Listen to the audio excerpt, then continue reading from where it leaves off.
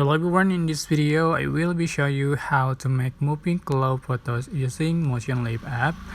So just open the Motionleap app after you download it, and then you can add the cloud photo that you want to edit. For example, I already have one photo here with cloud, and then you can tap on animate,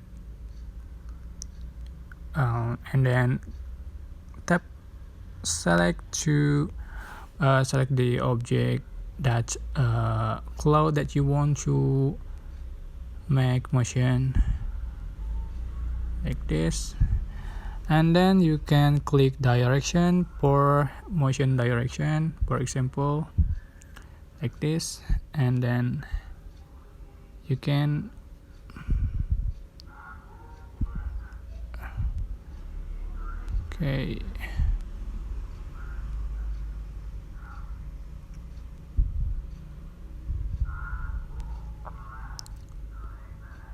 you can see the result.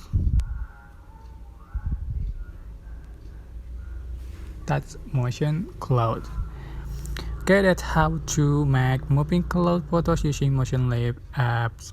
Don't forget to click like, comment, share, and also subscribe. And you can click thanks button for appreciate and assure thanks. Bye bye.